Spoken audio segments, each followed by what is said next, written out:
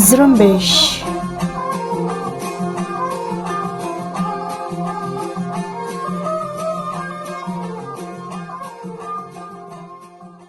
یہ ریڈیو زرمبش اردو کی آواز ہے۔ آج 6 جون اتوار کا دن اور سال 2021 ہے۔ ریڈیو زرمبش کے آج کی نیوز بلیٹن کے ساتھ میں آپ کی میزبان سارین بلوچ۔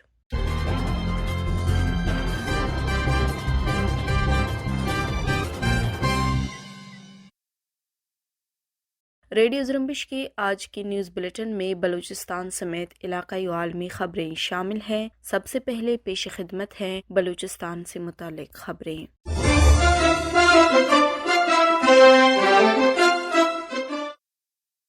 بلوچ آزادی پسند رہنما ڈاکٹر اللہ نذر بلوچ نے بولان میں شہید ہونے والے بلوچ سرمچاروں کو سلام پیش کرتے ہوئے کہا ہے کہ دشمن کو اخلاقی طور پر شکست ہوئی ہے۔ آزادی پسند رہنما ڈاکٹر اللہ نذر بلوچ نے سماجی رابطے کی ویب سائٹ ٹویٹر پر اپنے ایک ٹویٹ میں اس حوالے سے لکھا کہ میں سرمچاروں کو سلام پیش کرتا ہوں جو لڑے اور شہید ہوئے اور بولان میں پاکستان آرمی کی ایک پوسٹ پر قبضہ کیا۔ ڈاکٹر اللہ نذر نے مزید لکھا کہ بلوچ آزادی پسند ایک حیرت انگیز کام کر رہے ہیں، جبکہ قابض فوج انتقام میں جیونی سے ڈی جی خان تک عام بلوچوں کو نشانہ بنا رہی ہے۔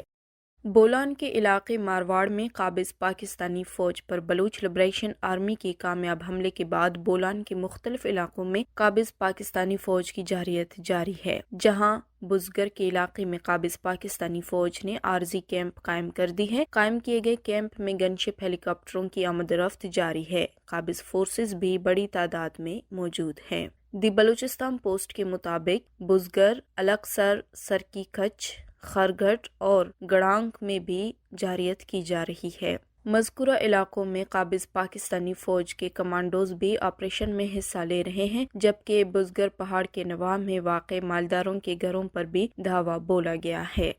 آواران کے علاقے جہاؤ میں مسلح افراد نے جنگو ولد کریم داد نامی شخص کو جمعے کی رات اپنے ساتھ لے گئے ہیں۔ مقامی ذرائع کے مطابق مذکورہ شخص ریاستی حمایت یافتہ تھا اور مقامی لوگوں کے مطابق اسے کئی بار پاکستانی فوج کے ساتھ دیکھا گیا ہے۔ شال کے علاقے خروٹ آباد قلی بادیزئی میں کھلونا بم پھٹنے سے 3 بچے ہلاک اور 2 زخمی ہو گئے۔ اطلاعات کے مطابق قبرستان سے ملنے والے ایک ہینڈ گرنیڈ کو بچے کھلونا سمجھ کر گھر لائے، جو کھیل کے دوران دھماکے سے پھٹ گیا، جس سے 2 بچے موقع پر جبکہ تیسرا ہسپتال میں دوران علاج چل بسا۔ دوسری طرف کیچ کے مرکزی شہر تربت میں گزشتہ دنوں بلوچ لبریشن آرمی کے IED حملے میں زخمی ہونے والا قابض پاکستانی فوج کا ایک اور زخمی اہلکار ہلاک ہو گیا ہے۔ ہلاک ہونے والے اہلکار کی شناخت شہزاد محمود کے نام سے ہوئی ہے، جو تونسا شریف کا رہائشی ہے۔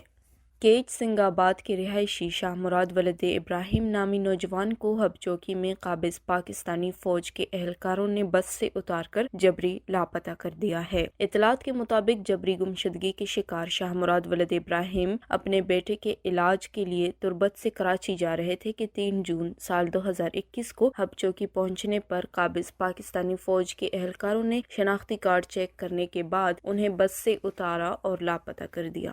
دوسری طرف قابض پاکستانی فوج نے شہید چیئرمین دوست محمد بلوچ کے فرزند اور شہید طاہر بلوچ کے بھائی کمسن طلال دوست کو ایک بار پھر جبری طور پر لاپتہ کر دیا ہے۔ اطلاعات کے مطابق طلال دوست کو 23 مئی سال 2021 کی رات کو ان کے گھر واقع گومازی سے لاپتہ کیا گیا۔ طلال کو پہلی مرتبہ سال 2019 میں جبری طور پر لاپتہ کیا گیا تھا۔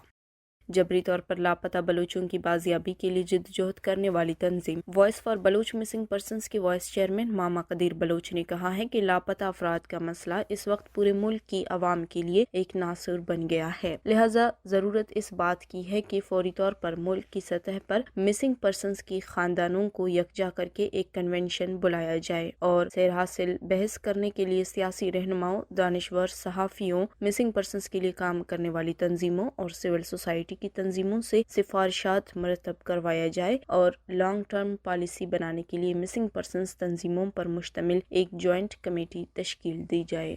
بلوچ ریپبلکن پارٹی کے صدر برہمدہ خان بگٹی دماغ کی کامیاب سرجری کے بعد روبہ صحت ہیں۔ 2 دن قبل برہمدہ بگٹی نے انسٹاگرام پر ایک پوسٹ کے ذریعے اطلاع دی تھی کہ ان کے دماغ کی سرجری ہونے والی ہے، تاہم انہوں نے بیماری کی نوعیت کے بارے میں تفصیلات نہیں بتائیں۔ ان کے ایک قریبی ساتھی کے مطابق ہفتے کی رات ان کی ایک معمولی نوعیت کی سرجری ہوئی تھی جو صبح 6 بجے تک جاری رہی۔ ان کی سرجری کامیاب ہو چکی ہے، ڈاکٹروں نے انہیں آرام کا مشورہ دیا ہے اور وہ روبہ صحت ہے۔ برہمدہ بگٹی نے اپنی سرجری کے بعد ٹویٹر پر اپنی تصویر شیئر کی اور لکھا کہ تمام خیر خواہاں کا شکریہ، میری سرجری کامیاب ہو چکی ہے اور اب میں ٹھیک ہوں۔ پنجگور میں قابض پاکستانی فورسز نے مغربی بلوچستان کے رہائشی ایک شخص کو فائرنگ کر کے قتل کر دیا ہے۔ فائرنگ کے واقعے میں قتل ہونے والے شخص کی شناخت احمد ولد صادق کے نام سے ہوئی ہے، جو مغربی بلوچستان کے علاقے بم پشت کنٹ کا رہائشی ہے اور وہ تیل کے کاروبار سے منسلک تھا۔ ڈھاڈر میں مسلح افراد نے فائرنگ کر کے ایک شخص کو زخمی اور اس کے بیٹے کو ہلاک کر دیا۔ فائرنگ کا واقعہ رند علی بازار میں پیش آیا۔ شال میں قمرانی روڈ پر موٹر سائیکل کی ٹکر سے ایک 14 سالہ لڑکا ہلاک ہوا۔ تربت سے گوادر جانے والی ایک کار نلینڈ کے قریب تیز رفتاری کے باعث بے قابو ہو کر حادثے کا شکار ہوئی ہے، جس میں 2 افراد زخمی ہوئے۔ نصیر آباد میں ڈکیتی کے دوران مزاحمت پر ڈاکوؤں کی فائرنگ سے ایک شخص ہلاک ہوا۔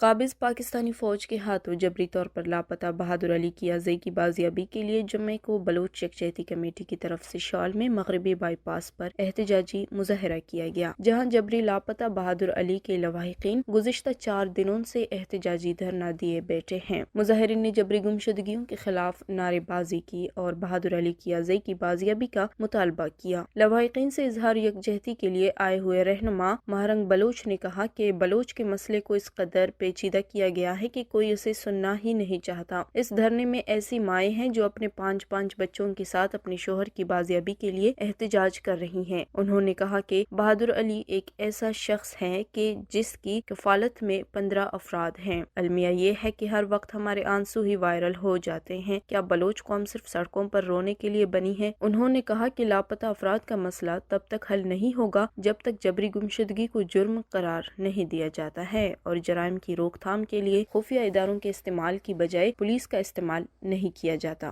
دوسری طرف خضدار قلعہ کے وارڈ میں قتل ہونے والے ہندو تاجر کے قتل کے خلاف بلوچستان نیشنل پارٹی اور انجمن تاجران وارڈ نے احتجاجاً وارڈ کے مقام پر RCD کو ہر قسم کے ٹریفک کے لیے مکمل بند کر دیا اور احتجاج کیا۔ سندھ ایکشن کمیٹی کی طرف سے آج بحریہ ٹاؤن کے سامنے دھرنا دیا جائے گا۔ سندھ انڈیجینئس رائٹس الائنس کے کارکنان یوسف مستی خان کی قیادت میں دھرنے میں شامل ہوں گے۔ اس حوالے سے سندھ انڈیجینئس رائٹس الائنس اور عوامی ورکر پارٹی کے رہنما حفیظ بلوچ نے جہان زیب کلمتی، شاہ نواز بلوچ اور ابرار مراد بلوچ کے ہمراہ کاٹور کے مختلف گوٹوں کا دورہ کیا، بحریہ ٹاؤن، کراچی، DHA اور موجودہ صورتحال پر گفتگو کی اور انہیں 6 جون دھرنے کی دعوت دی گئی۔ سندھ انڈیجینئس رائٹس الائنس کے بیان میں اپیل کی گئی ہے کہ کاٹور، ملیر اور کراچی کے مختلف علاقوں سے آنے والے قافلوں کو گزارش کی جاتی ہے کہ وہ مقررہ وقت پر کاٹور لنک روڈ پل پر پہنچ جائیں۔ سعودی عرب نے بلوچستان کے ساحلی شہر گوادر میں آئل ریفائنری منصوبہ شروع کرنے سے معذرت کر لی ہے۔ سعودی عرب کی طرف سے جاری ایک بیان میں بتایا گیا ہے کہ سعودی کمپنی آرامکو نے گوادر میں آئل ریفائنری تعمیر کرنے سے معذرت کر کے گوادر کی بجائے کراچی یا ہب میں آئل ریفائنری کی تعمیر کی تجویز دی ہے۔ اس حوالے سے پاکستانی وزیر اعظم کے معاون خصوصی تابش گوہر نے بتایا ہے کہ سعودی آرامکو کی جانب سے تیار کردہ فیزیبلٹی رپورٹ میں رائے دی گئی ہے کہ گوادر میں آئل ریفائنری کی تعمیر مشکل ہے، لہٰذا اس منصوبے کو بلوچستان کے شہر ہب یا پھر کراچی منتقل کر دیا جائے، تاہم اس حوالے سے مزید کوئی پیش رفت نہیں ہو سکی ہے۔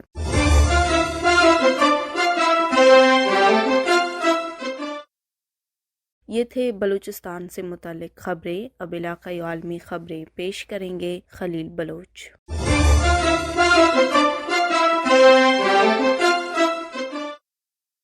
3 عالمی تنظیموں human rights watch, Amnesty international اور انٹرنیشنل کمیشن آف جیورسٹ نے اپنے ایک مشترکہ بیان میں پاکستان میں صحافیوں پر ہونے والے حالیہ حملوں پر شدید تنقید کرتے ہوئے تحفظات کا اظہار کیا ہے۔ عالمی تنظیموں کے مشترکہ بیان میں کہا گیا ہے کہ حکومت پاکستان اس بارے میں غیر جانبدارانہ تحقیقات کرے اور ایسی پالیسیاں ترتیب دے جن سے آزادی اظہار رائے ممکن بنایا جا سکے۔ ہیومن رائٹس واچ کے ایشیا کے ڈائریکٹر براڈ ایڈمز نے کہا ہے کہ صحافیوں پر حملوں کی تعداد اور غیر واضح صورتحال خوفناک ہے۔ پاکستانی حکام ان حملوں کی ذمہ داروں کو انصاف کے کٹہرے میں لائیں اور اس بات کو یقینی بنائیں کہ تمام صحافی کسی خوف و خطرے کے بغیر اپنے فرائض سر انجام دے سکیں۔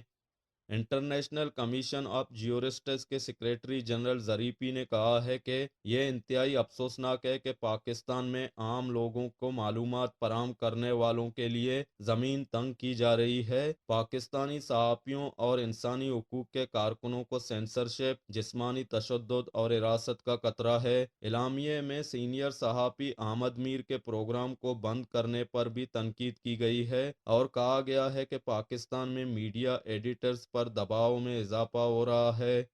پاکستان کے دارالحکومت اسلام آباد میں 2 پولیس اہلکاروں کو فائرنگ کر کے قتل کر دیا گیا ہے۔ اسلام آباد پولیس کے مطابق کانسٹیبل اشتیاق رانجھا اور بشیر شاہ شمس کالونی کے علاقے میں موٹر سائیکل پر معمول کے مطابق گشت کر رہے تھے، جس دوران ان پر فائرنگ کی گئی۔ واقعے کے فوری بعد پولیس نے علاقے کا محاصرہ کر لیا اور حملہ آوروں کی گرفتاری کے لیے سرچ آپریشن کیا، تاہم کوئی گرفتاری عمل میں نہیں آئی اور نہ ہی یہ معلوم ہو سکا ہے کہ پولیس اہلکاروں کو کیسے نشانہ بنایا گیا۔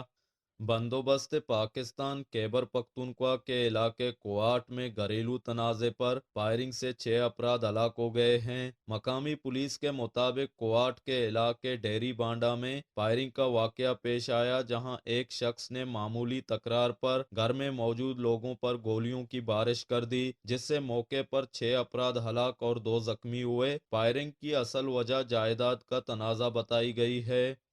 خیبر پختونخوا کے ضلع کوہاٹ میں پولیس نے پشتون تحفظ موومنٹ کے سربراہ منظور پشتین کو تقریباً 8 گھنٹے نظر بند رکھنے کے بعد رہا کر دیا ہے۔ کوہاٹ کے ضلعی پولیس آفیسر سہیل خالد نے منظور پشتین کی رہائی کی تصدیق کرتے ہوئے کہا ہے کہ انہیں مختصر مدت کے لیے پولیس نے تحویل میں رکھا تھا۔ پشتون تحفظ موومنٹ کے رہنما عبداللہ ننگیال کے مطابق کوہاٹ پولیس نے منظور پشتین، بلال پشتین، ادریس کو اس وقت حراست میں لیا جب وہ بنو کے علاقے جانی کیل ملک نصیب کے قتل کے خلاف جاری دھرنے میں شرکت کے لیے جا رہے تھے۔ رہائی کے بعد جانی کیل جاتے ہوئے راستے میں منظور پشتین کی گاڑی حادثے کا شکار ہوئی ہے، جس میں انہیں معمولی چوٹیں آئی ہیں۔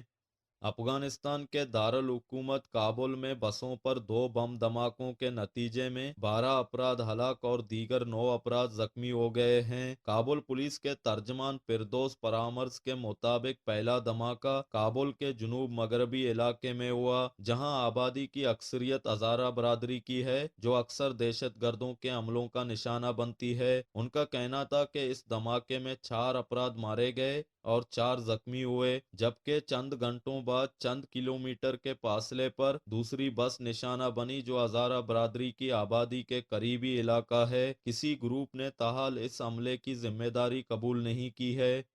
شام میں دہشت گرد تنظیم داعش کے حملے میں شام کی سرکاری فوج کے ایک میجر جنرل اور قاسم سلیمانی کا مشیر ہلاک ہوئے ہیں۔ شامی میڈیا کے مطابق شام کے وسطی شہر امس میں شامی فوج کے ایک میجر جنرل نزار عباس الفؤاد شام کے شہر تدمیر میں داعش کی جانب سے گھات لگا کر ایک فوجی گاڑی پر کیے جانے والے حملے میں مارا گیا تھا۔ کارروائی میں الفؤاد کے ساتھ ایرانی پاسداران انقلاب کا ایک عسکری مشیر حسن عبداللہ زادہ اور اس کا ایک ساتھی محسن عباسی بھی ہلاک ہوئے۔ عبداللہ زادہ شام میں قاسم سلیمانی کا مشیر رہا ہے۔ داعش کے حملے میں 25 افراد ہلاک ہوئے تھے۔